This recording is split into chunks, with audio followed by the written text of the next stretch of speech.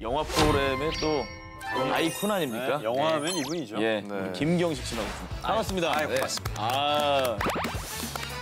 연관 검색어가 이제 사기꾼. 17년째 영화 대 영화를 소개하는 남자입니다. 김경식입니다. 17년. 17년. 내가 얘기했지만 좀 후회된다는 영화 없으세요? 이거는 내가 너무 재밌게 얘기했는데. 이제는 밝힐 수 있다. 예. 2002년 작품입니다. 이거. 초반이네. 네. 성냥팔이 소녀의 제리. 아이고. 설마 뭐라고 소개했어요? 그걸 또 여러분들 죄송한 게 지금 17년간 그게 3번 소개했습니다. 한 번 소개한 것도 아니고. 그 영화 보셨어요? 아직 안 낚였어요. 예.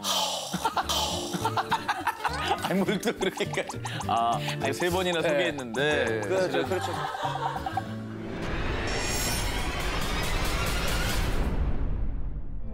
I know what you did last summer.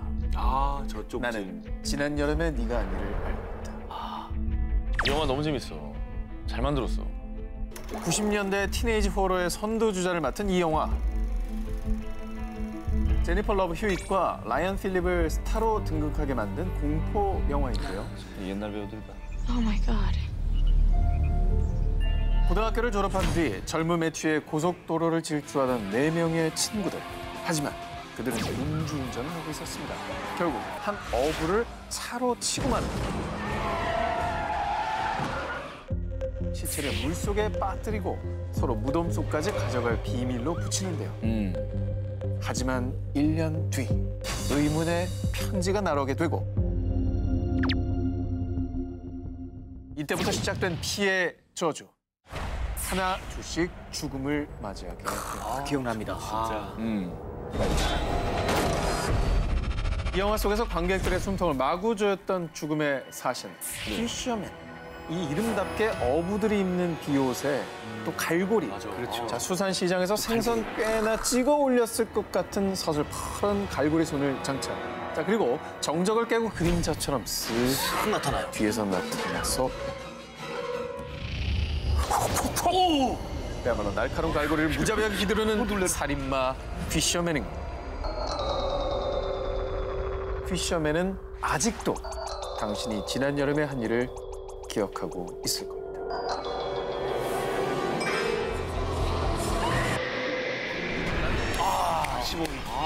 주호.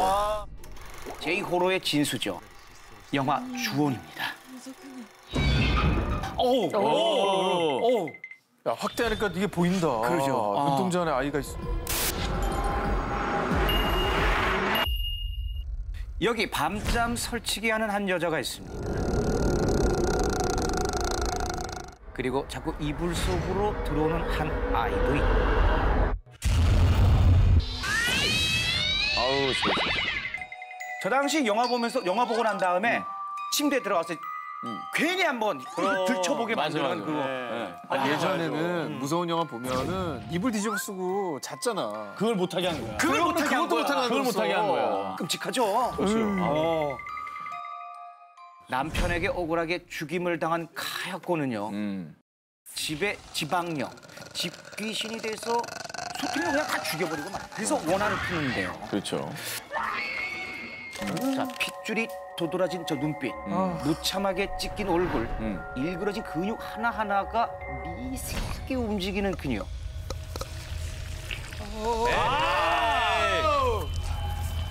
저 소리 너무 싫어. 잠깐만. 나 지금 뭐 움직이는 거야. 그리고 이 장면도 빼놓을 수가 없는 거예요. 계단 맞아.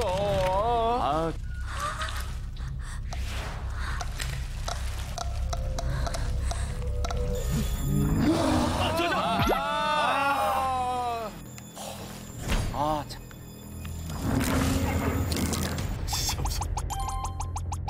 귀신계의 모전자전, 그 엄마의 그 아들이 보여주는 극강의 공포. 자, 오늘 토시온의 집에 당신을 초대합니다.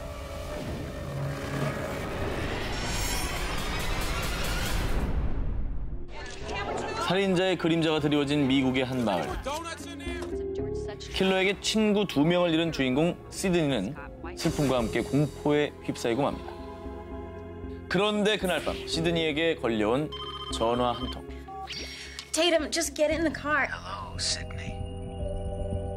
하지만 뭐니 해도 이 스크림 속의 극강 공포는 바로 가면이었죠. 맞습니다. 공포 영화계의 3대 가면, 스크림 그 자체라 할 수 있는 고스트페이스. 이 가면의 탄생 배경이 굉장히 골저스합니다. 예. 스크림의 감독 웨스 크레이븐이 명작 중의 명작, 뭉크의 작품인 그러네. 이 작품 아시죠? 절규. 절규에서 영감을 받아서 만든 캐릭터라고 합니다. 굉장히 닮았어요, 진짜. 그죠? 네.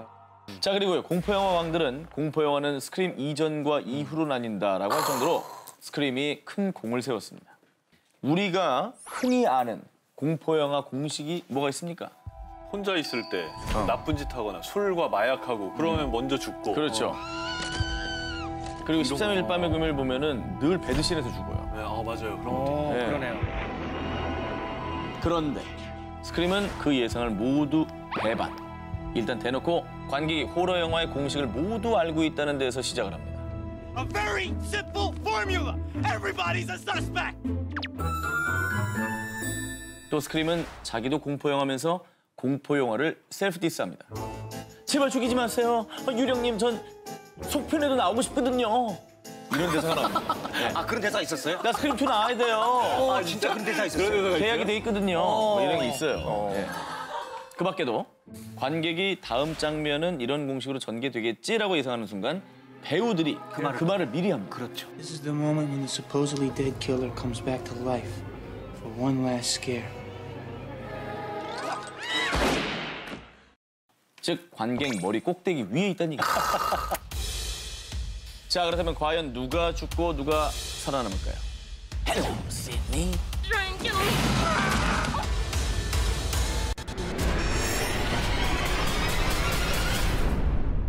하나, 둘, 프레디가 다가온다. 셋, 넷, 대문을 잠가라. 아홉, 열, 잠들지 말고. 1980년대를 공포로 물들인 영화 나이트메어인데요. 화상당한 얼굴을 중절모로 가리고 손에는 무시무시한 면도날을 장착. 그리고는 사람들의 꿈속에 나타나 잠자리 꽤나 뒤숭숭하게 만드는 희대의 살인마 프레디 크루거. 그냥 쌩 나쁜 살인마 불사신 프레디는요. 꿈과 현실 아주 시공간을 초월하며 잔혹한 살인 행각을 벌입니다. 이게 정말 무서웠던 게 꿈에서 살해당하면 진짜 현실에서도 맞아요. 죽는 거니까 너무 무서운 거다. 그렇죠. 네. 당시 이 영화를 본 관객들은요.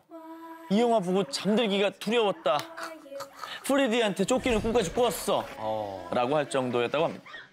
아니 그런 적 없어요. 현실에서 막 벌어진 거예요. 꿈을 꿨는데 꿈이면 이제 없어져야 되는데 예. 이 얘기를 참 제가 초등학교 3학년 때 가족끼리 한 방에서 같이 자고 있었어요. 그래서 갑자기 제가 이게 공중에서 이게 붕 뜨는 거예요. 이렇게 뜨면서 거짓말처럼 천천히 뜨는데 식구들이 얼굴이 다 보이는 거예요. 네. 유치탈. 그럼 본인도 벌써 본인도? 내가 내 얼굴 무서워, 보니까 무서워. 그러니까 이게 목소리는 또 안 나와요. 내가 막 소리를 지르는데 가위 목소리가 눌린 거지. 그런 것 같았어요. 그래서 소리를 질렀는데 어머니가 그 에너지가 전달이 됐는지 어머니가 눈을 딱 뜨면서 나를 딱 보더니 나를 만지기 시작하는 거예요. 얼굴을 또 때리기 시작하더니 그다음에 아버지를 깨워서 나를 들고 밖으로 나간 거예요. 그 상황을 저는 계속 지켜보고 있는 거예요. 진짜 유체이탈이네. 근데 이게 진짜 있었던 일이기 때문에 저는 아직도 잊혀지지가 않거든요. 그러다 어떻게 했어요? 그러다가 연탄가스 중독돼가지고 내가 진짜? 누워 있었는데 난 그 사실을 일리 있다. 그러니까 어머니를 깨워서 내가 다시 살아난 것 같은 그런 느낌.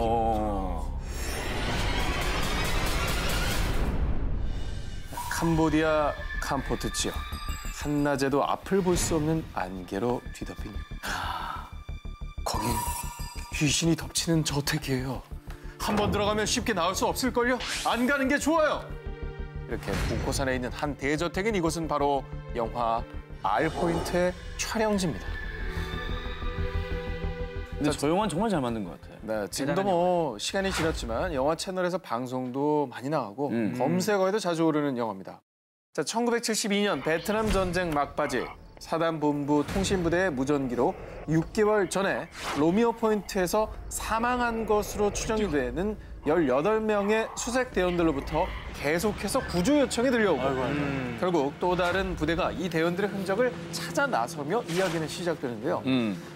자, 총탄이 오가는 전쟁터. 하지만 적보다 무서운 건 왜 대답 안 해요? 시끄럽잖아요.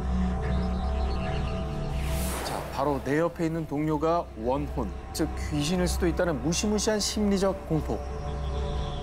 귀신이 올려 동료를 위험에 빠뜨리는 병사를 구하기 위해 주인공 최중희는 긴장을 늦추지 않습니다. 관등성명. 안 들려? 관등성명. 하하. 저때 긴장감. 야, 이 몰입되는 이 긴장감, 이 스피디한 거. 야, 잘 순간 만들었네요. 케이블 많으면서 몇 개야? 몇 개야? 관등성명 돼! 아, 그들이 오고 있어요. 그들이 오고 있어요. 동네 바보구나. 아, 내가 오해가 있었는데. 자, 아무튼 이 영화가 더욱더 공포스러운 이유, 바로 원혼들의 피로 가득한 R포인트, 실제 촬영지에 또 스토리가 있기 때문입니다. 자, 영화의 배경은 베트남이었지만 실제 촬영지는 말씀하신 대로 캄보디아 보코 팔레스 카지노 호텔로 20세기 초 프랑스군의 휴양지였다고 합니다. 자, 그런데 안개가 자욱한 이곳에서 촬영 내내 기이한 현상들이 끊이지 않았는데, 자, 배우들은 평소엔 괜찮다가 건물에만 들어가면 몸이 아파왔고요. 심지어는 봉수창 감독마저도 좀 전까지 뚜렷하게 보이던 저택이 안개 속에 단 몇 분 만에 사라졌어요. 귀신 들린 집이 분명해요라고 밝혔다고 합니다. 정말 뭐 미스터리 그 자체인 공간이었죠. 자, 그런데 말입니다. 1970년대엔 캄포트 주민들이 캄보디아 내전에 지고 있던 사람들에게 이유 없는 고문과 함께 총살을 당한 정말 끔찍한 역사와 한이 서린 곳이라고 합니다. 그래서 실제로 영화 촬영 소식을 들은 현지인들은 귀신의 저주를 우려하면서 촬영팀을 하지 말라고 말렸고요. 결국 촬영팀은 고사를 지낸 뒤에야 영화 촬영에 들어갔다고 합니다. 그런데도 저기서 찍은 거 보면 감독이 저 장소가 어지간히 마음에 들었나 보네요. 그렇죠. 손에 피를 묻힌 자는 돌아갈 수 없다. 그럼 적보다 더 무서운 극강 공포, 과연 그 끝은? 관등성명대라. 이번 특종은 1998년도 당시 전국 200만 관객을 돌파하며 역대 가장 흥행에 성공한 공포 영화인데요. 여고괴담 1편입니다. 공포 영화는 흥행하지 못한다라는 편견을 바로 깨버렸습니다. 리즈 시절 선생님으로 출연했던 이미연 씨. 현재 근황이 몹시도 궁금한 배우죠. 김규리 씨. 예쁘고 공부도 잘하는 사기 캐를 연기한 리틀 이미연 박진희 씨. 그리고 무려 9년째 학교에 다닌 반전 귀신 최광희 씨. 아, 최강희. 정말 학교에서 전해져 오는 실제로 있을 법한 괴담을 다루고 있습니다. 어느 학교에 한 명쯤은 있을 법한 무서운 선생님들. 그리고 만년 2등의 서러움, 왕따 문제까지 세기말 학교를 가감없이 묘사하는데요. 입시 스트레스, 또 비인간적인 어떤 학생들의 생활 뭐 이런 것들이 다 녹아져서 더 공감을 했던 것 같아요. 그리고 또 학교에서 한 번쯤은 꼭 해봤을 그 분신사바 의식 있죠? 부신사마 오이테 구데세이. 실제로 하면은 꼭 힘을 주는 애가 있어요. 글로 가요, 이렇게. 예. 하지만 그 중에서도 여고괴담 속 킬링 파트는요. 깜짝이야. 깜짝이야. 지금도. 깜짝이야. 예상했는데 약간 놀란 거 있지? 저렇게 빨리 왔었나? 올 줄 알면서도 무섭다. 알면서도 이게 또 손에 땀을 또 쥐게 만드네요. 근데 진짜 무서운 게 뭔 줄 아세요? 뭐예요? 최광희 씨가 전현무 기자와 동갑이라는 사실. 우리 집에 놀러 오세요. 장화 흥미. 두 자매 수미와 수연. 새엄마와 함께 살게 된 그날부터 시작되는 가족 괴담. 바로 2003년에 개봉한 장화 홍련입니다. 개봉 당시 무려 314만 명의 관객 수를 동원. 한국 공포 영화 순위 중 1위를 차지하는 명작으로 꼽히고 있는데요. 그 이유, 최초의 한국형 하우스 호러로 또 하나의 배우로 불리는 저 집이 아주 예사롭지가 않습니다. 스산함을 풍기는 일본식 목재 가옥에서는 아, 뭐야? 자, 이렇게 햇빛 찬란한 아침에도 피 흘리는 원귀가 나오고요.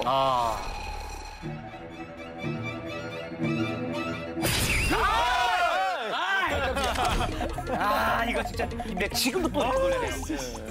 자, 그렇습니다. 공포감을 200% 끌어올리는 집과 실내 세트. 특히나 가장 임팩트가 컸던 건 바로 저 꽃무늬 벽지.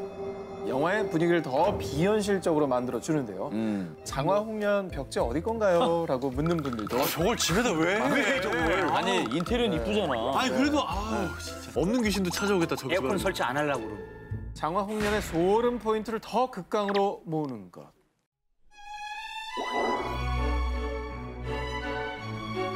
영화 음악의 대가라 불리는 이병우 음악 감독은요. 서정적인 공포를 만들게 했다라는 생각으로 OST, 지금 이 곡 돌이킬 수 없는 걸음을 작곡했는데요. 자, 기존에 대놓고 공포다라는 음악이 아닌 아름답고도 서늘한 공포를 유발하는 기발한 작곡이었던 것 같습니다. 근데 저 영화에 들어가서 너무너무 무서운 배경이 된 거지. 그 반어법적인 표현을 한 거죠. 네. 지금까지도 한국 공포 영화계의 명품으로 불리는 장화홍련. 자, 과연 귀신의 정체는 누굴까요? 오늘 밤 장화홍련인의 집에 놀러 가보시기 바랍니다. 90년대 전 세계 어린이들에게 인형에 대한 충격과 공포를 안겨주며 아마 엄마가 이불 깨나 빨게 한 영화일 겁니다. 아우. 바로 사탄의 인형인데요. 사탄의 인형 셔키는 인형의 몸으로 사람들을 잔인하게 죽이는 무서운 살인 인형인데요.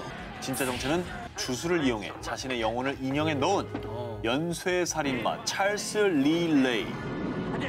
실제로 저 영화를 보고 저의 방에 있던 곰돌이 인형을 버렸어요. 진짜 너무 무서워. 그런 사람들 진짜 많죠. 새로운 어떤 형태의 공포였던 것 같아요.